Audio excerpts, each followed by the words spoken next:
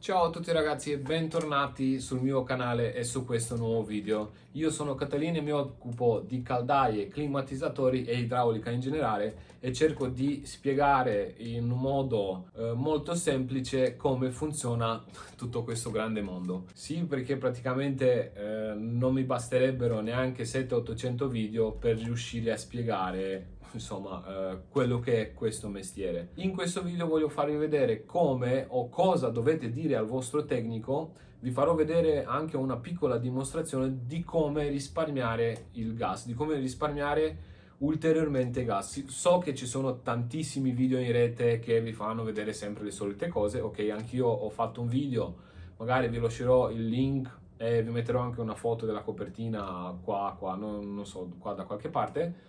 Ok, dove vi ho spiegato come abbassare le temperature, come tenere la temperatura dell'acqua calda, come tenere la temperatura del riscaldamento, e in questo video voglio farvi vedere come si può abbassare la percentuale della potenza della caldaia. In cosa costa, cioè cosa fa questa impostazione qua. Allora, la caldaia quando parte funziona il riscaldamento, come prima cosa parte al 100%, ok? Quindi tutti quei 24, 28, 32 kW, quindi parte al massimo, tiene quel massimo fin quando sta per arrivare in temperatura, dopodiché comincia a diminuire la temperatura, la fiamma, scusate. Cosa comporta questo? Siccome, allora, questo video è di più, cioè questa impostazione la troviamo di più sulle caldaie a condensazione, e visto che sono a condensazione, più il ritorno della caldaia, cioè più il ritorno dell'impianto è freddo, più la caldaia produce condensa e più risparmiamo gas. Quindi cosa dobbiamo fare? Oltre a impostare la temperatura di riscaldamento a 55 gradi e non di più, ok? Perché oltre fa poca condensa. Quindi per prima cosa impostiamo la caldaia, il riscaldamento a 55 gradi. Poi quando il tecnico viene e fa la manutenzione, se è una caldaia a condensazione, gli dite di abbassarvi la potenza del riscaldamento al 60%. Cosa vuol dire questo? Vuol dire che la caldaia non partirà più al 100% della sua potenza, cioè non userà i suoi 24 kW, ok? Facciamo un esempio, caldaia 24 kW, e non userà tutti quei 24 kW per partire alla massima potenza, ma userà soltanto 60%, cioè se ha 24 kW, che ne so, utilizzerà 15 kW. Cosa comporta questo? So che praticamente non scalderà più i termi in un quarto d'ora, i termi sono bollenti, cioè sono arrivati in temperatura, ma li scalderà in mezz'ora. Non userà più il 100% della sua potenza, userà il 60% della potenza, però allungando il tempo, ok, di riscaldamento, il ritorno dell'acqua dell'impianto, cioè il ritorno che entrerà dentro la caldaia, sarà per un periodo molto più lungo, ok? La nostra caldaia riuscirà praticamente a sfruttare il caldo dei fumi, ok? E in questo modo fa più condensa e riusciamo a sfruttare tutto quel calore che esce dai fumi e trasformarlo in calore che noi poi lo trasporteremo nei termosifoni. È un discorso abbastanza difficile, però magari se ve lo faccio vedere è più facile da capire. In questo caso vi farò vedere un'impostazione, cioè le impostazioni di una caldaia Baxi normalissima, una Baxi Duotech, ok? Dove io farò questa piccola modifica per far risparmiare ulteriore il gas. Allora, quello che dobbiamo fare è prendere il libretto della caldaia, guardare sull'impostazione dei parametri e guardare dove c'è il parametro dove ti dice la massima potenza in riscaldamento e massima potenza in sanitario.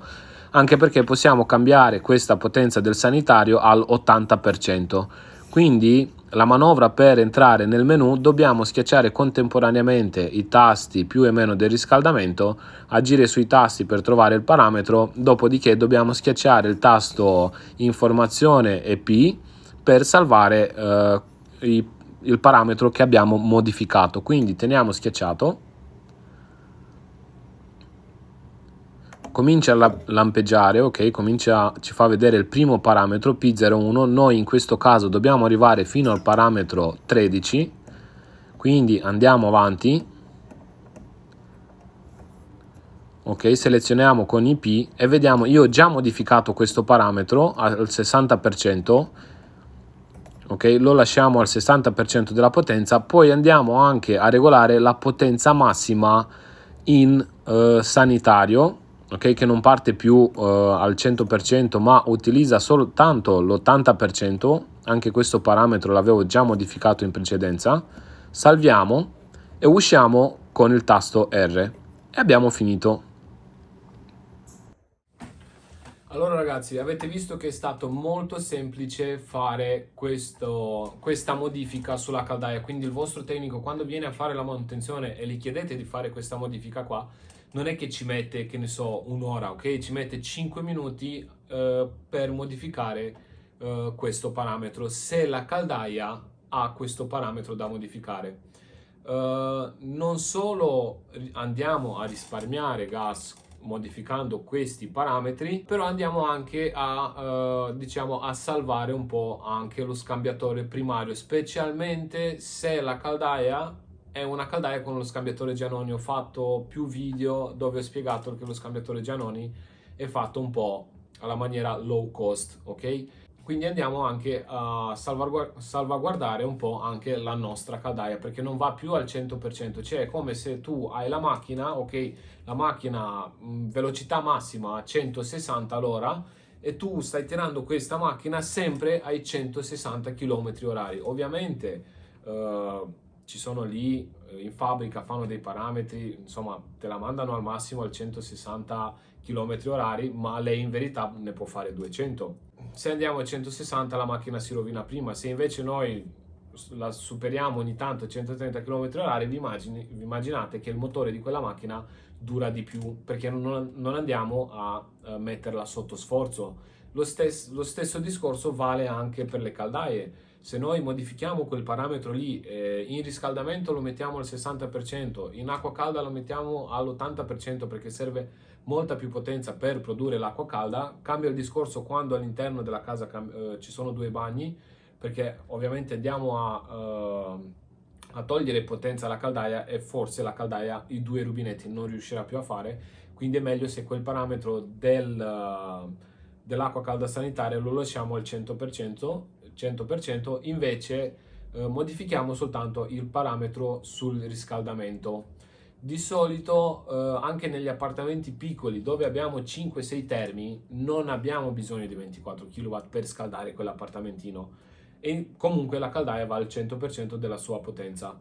Ovviamente dopo essere arrivata in temperatura la caldaia modula la fiamma, abbassa la potenza e continua a mantenere l'acqua, che ne so, a 55 gradi come l'abbiamo impostata, ma finché non arriva in temperatura lei va al 100%, che un po' è utile perché scaldiamo presto, in mezz'oretta i termi sono caldi, un po' è un svantaggio perché andiamo a perdere energia termica sui fumi, ok? Come avevo spiegato all'inizio del video. Più i fumi hanno una temperatura bassa e meglio lavora una caldaia.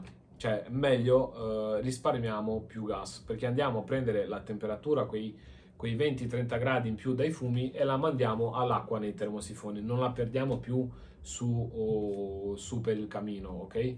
Ragazzi, spero che questo video vi è stato d'aiuto. Io cerco sempre di rendere le cose facili, forse a volte non riesco a spiegarmi bene e non riesco a farvele capire bene. Magari se fate vedere questo video a un tecnico, anche lui vi può aiutare perché capisce subito quello che ha da fare. Spero che il video vi è piaciuto, se sì condividetelo con i vostri amici, con i vostri parenti su come possono risparmiare gas. Siccome so che adesso siamo il 10 di ottobre, quindi è il momento in cui cominciano le manutenzioni delle caldaie, parlate con il vostro tecnico di questa cosa qua, se è fattibile per la vostra caldaia, spero di sì.